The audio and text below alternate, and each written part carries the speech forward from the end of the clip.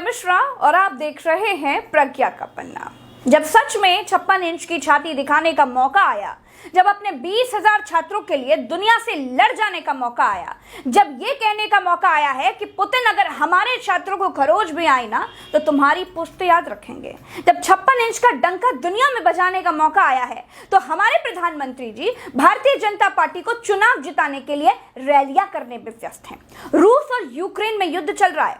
Ukraine में पढ़ने गए छात्र छात्राएं वीडियो बना बनाकर भारत की सरकार से गुहार लगा रहे हैं, बता रहे हैं कि यूक्रेन में भारतीय दूतावास से कोई मदद नहीं मिल रही है, हमारी मदद कीजिए।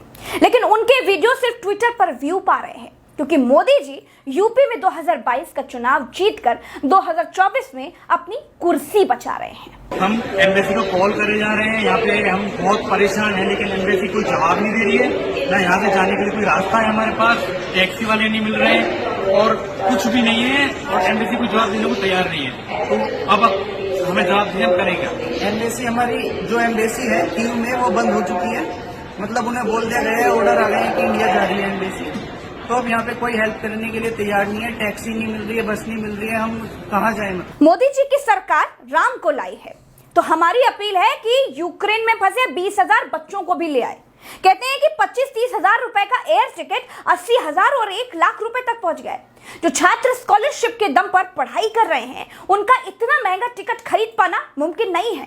बिहार की इस माँ को सुनिए जरा। मोदी सरकार से बोल रहे हैं कि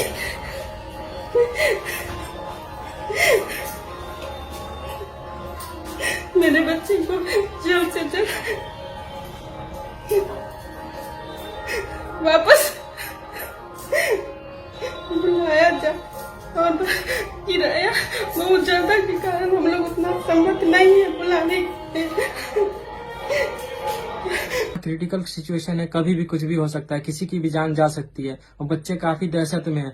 जो अभी भी एयर इंडिया भी फ्लाइट लेके आई थी, उसका किराया भी इवैक्यूएशन के नाम पे 60,000 रुपए रखा गया था, जो कि एक नॉर्मल बच्चा अफोर्ड नहीं कर सकता, क्योंकि अभी नॉर्मल फ्लाइट यहाँ भी जो भी होती हैं वो 20,000 के आसपास में होती हैं। लेकिन एयर इंडिया भी लूट कर रही है, जो आपदा में अवसर कहते हैं वो वाले चीज कर रही है। तो आप सभी से गुजारिश है कि हम लोग को जल्द से जल्द यहाँ से निकलवाया जाए। लाखों करोड़ रुपए आप धन्ना सेठ उद्योगपतियों का कर्ज माफ कर सकते हैं, है ना? छात्रों को मुफ्त में नहीं ला पाए। आप मुफ्त राशन, तेल और नमक दे रहे हैं, 20,000 छात्रों को टिकट भी दे दीजिए। अगर आज सुषमा स्वराज जी जिंदा होती ना तो जवाब जरूर देती, लेकिन जिनको जवाब देना है वो रैलियों में भाषण दे रहे हैं। यूक्रेन में फंसी इस छात्रा का दर्द भी सुन लीजिए। इंडियन गवर्नमेंट को हमारी लाइफ की कोई भी वैल्यू नहीं है। इस सिचुएशन में भी उन लोगों ने एयर टिकट्स 60-70,000 की हुई है। कोई भी मिडिल क्लास फैमिली होगी, एक तरीके से चलो ठीक है, जो भी हाई क्लास फैमिली है वो एक बात के लिए पे भी कर दे। कोई भी मिडिल क्लास फैमिली होगी, कैसे 60,000 की ना टिकट करा के वो चले जाए। इस सिचुएशन में जबकि उन्हें हमें इवैक्यूएट करवाना चाहिए, उन लोगों की रिस्पॉन्सिबिलिटी बनती है कि 20,000 students, more than 20,000 students Ukraine में पढ़ रहे हैं। हमारे देश के फ्यूचर के लिए तो ही हम यहाँ पे पढ़ रहे हैं ना, चलो हम हमारे लिए भी पढ़ रहे हैं, बट फिर भी इंडियन गवर्नमेंट को थोड़ा इतना तो सोचना चाहिए ना कि अभी इवैक्यूएशन का, चलो आप अगर फ्री नहीं करवा सकते तो प्राइस तो आप थोड़ी कन्वीनियंट कर दो ना, ताकि सबके लिए इजी। इन बच्चों को छोड़िए, ये तो सरकार को बदनाम करने के लिए रो रहे होंगे। भारत के जिम्मेदार न्यूज चैनल बच्चों को छोड़ युद्ध की गौरव गाथा गा रहे हैं, भारत के लोगों को पुतिन का पराक्रम समझा रहे हैं। रूस की तरफ से यूक्रेन पर फेंका जा रहा एक बम का गोला यूक्रेन में फंसे 20,000 छात्रों की जिंदगी पर भारी पड़ता है, लेकिन भारत का गोदी मीडिया पुतिन का महिमा मंडन करने में जुटा हुआ है। लिखते हैं ये पुतिन है, घर में घुसकर मारता है, फ्लावर नहीं फायर है पुतिन। लेकिन क्या फर्क पड़ता है, चटकारे लीजिए। भारत ने 182 छात्रों को यूक्रेन से बाहर निकाला, उसके बाद दूसरी एयर इंडिया की फ्लाइट रास्ते से ही वापस आ गई, क्योंकि यूक्रेन में किसी यात्री विमान को उड़ने की परमिशन नहीं है। तभी मैंने शुरू में ही कहा था कि 56 इंच का सीना दिखाने का अब मौका आया था।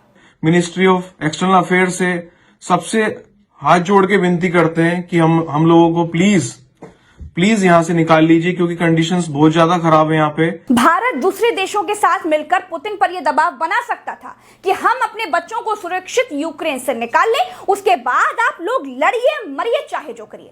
अगर हमारे एक भी छात्र को खरोच आई ना तो पुतिन तुम्हारी पुश्तें याद करेंगी कि भारत के बच्चों पर गोला बरसाना आखिर होता क्या है।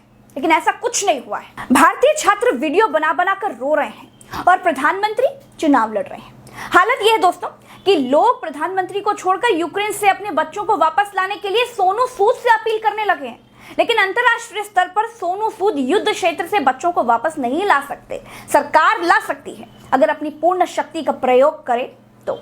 दोस्तों, इस वीडियो में इतना ही। युद्ध अपने आप में एक समस्या है। युद्ध किसी भी समस्या का समाधान नहीं है। चुनाव लड़ने के चक्कर में हमारी सरकार दूरदर्शी होना भूल गई है। छात्रों को समय रहते निकाला जा सकता था, क्योंकि सरकार को न्यूज चैनल देखकर न्यूज नहीं मिलती है। दोस्तों, गुप्तचर सिस्टम से पहले ही मालूम हो जाता है कि आखिर होने क्या वाला है।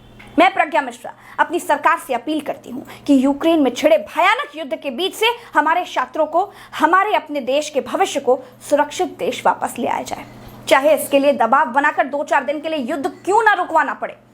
दोस्तों, इस वीडियो में इतना ही। चलते हैं। राम राम, दुआ सलाम, जय हिंद। मुझे ट्विटर पर @प्रज्ञा नाम से खोजकर फॉलो जरूर कीजिएगा और यूट्यूब पर सब्सक्राइब जरूर कीजिएगा। सारे लिंक डिस्क्रिप्शन में है। जय हिंद।